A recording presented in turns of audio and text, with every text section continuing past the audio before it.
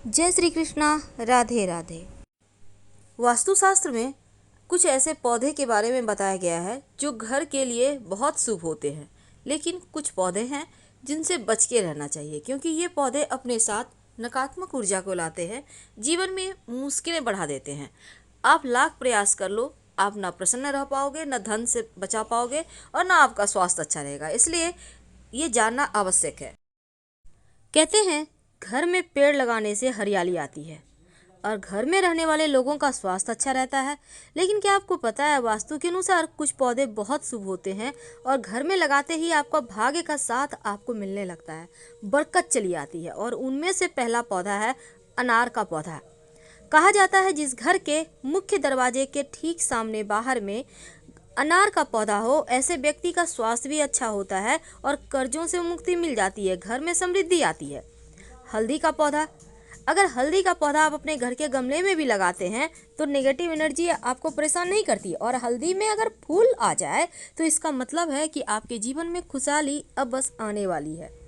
अपराजिता, जिसको हम कृष्ण कांता भी कहते हैं, नीले रंग का पुष्प लगता है और इस पुष्प को भगवान श्री हरि ही नहीं बल्कि भगवान श्री कृष्ण, शिव जी और गणेश जी, माँ दुर्गा को भी अति प्रिय है।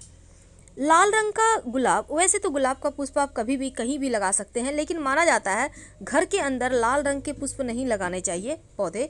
घर से बाहर आप छत पे, बालकनी में या खुले स्थान पे लगा सकते हैं। नारियल का पौधा। कहते हैं जिस घर में नारियल का पेड़ लगा होता है उस घर के लोगों का मान सम्मान दिन दूनी रात चौक बढ़ता चला जाता है। लेकिन व्यवस्था ये करना है कि नारियल का पेड़ आपके घर के कहीं विपरीत दिशा में ना हो, यानी आप उसको हमेशा दक्षिण पश्चिम साइड लगाएं कि नारियल का पेड़ ऊंचा भी हो जाए तो वास्तु दोष ना लगे। तो समझ के लगाएंगे। अब हम अगर एक खास पौधे की बात करें तो वो है आकड़े का पौधा, जो भगवान गणेश जी का पौधा भी कहते हैं और शिव जी को अति प्रिय है। इस पौधे को अपने घर से मुख्य दरवाजे के बाहर दाहिने तरफ आप लगा सकते हैं।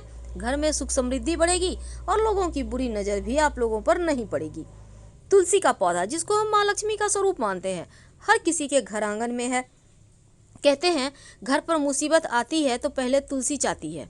कहने का तात्पर्य अपने ऊपर ले लेती है आपके आने वाली मुसीबत को और कम कर देती है, तो नुकसान कम होता है। तुलसी के पौधे हमें से अपने घर के उत्तर पूर्व में लगाएं।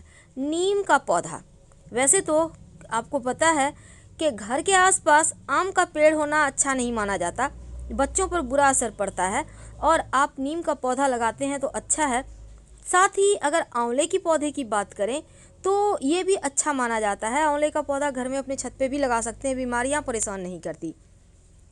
गेंदे का पुष्प बृहस्पति को मजबूत करता है। आपके घर में अगर गेंदे का पुष्प है तो गुरु भी बेहतर होगा और वैवाहिक जीवन भी बेहतर होगा आपका।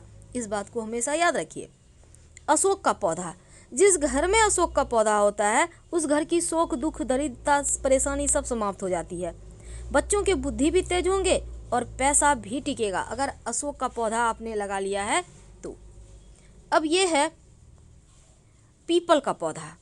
घर में ना तो लगाएं, पूजा करने के लिए भी गमले में भी ना लगाएं। पीपल और बरगद का पेड़ भूलकर भी मत लगाइए। आप पास के किसी मंदिर में लगा सकते हैं अगर आपके घर में है तो हटाकर। अमरूद का पौधा, इसको भी घर में मत लगाइएगा। फलदार पौधे ना तो घर में लगाना चाहिए और ना ही फलदार पौधे का पेड़ का जो लकड़ी होता है उसका यूज करना चाहिए फर्नीचर में, वरना संतान तरक्की नहीं करेगी। और कैक्टस तो भूल कर भी ना लगाएं, जीवन में सिर्फ मुश्किलें ही बढ़ाएगा और कुछ नहीं, क्योंकि कैक्टस अपने साथ सिर्फ मुश्किलें लाता है, परेशानियाँ लाता है। अब ये जैसे कि बरगद का पौधा, पीपल का पौधा, ये सब तो भूल कर भी नहीं लगाना। अब बोनसाई का पौधा। बोनसाई का मतलब ही होता है उसको बौना कर देना, इसके बढ़ने की गति को कम कर देना। तो ऐसे पौधे मत लाइए, घर के लोगों के प्रगति में, तरक्की में रुकावट आएगी।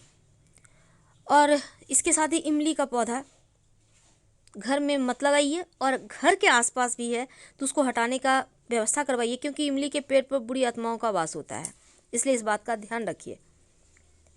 अब ये है, इसको कहते हैं मेहंदी का पौधा। क्या आपको पता है मेहंदी का पौधा भी अच्छा नहीं माना जाता, वास्तु के अनुसार ये अशुभ है।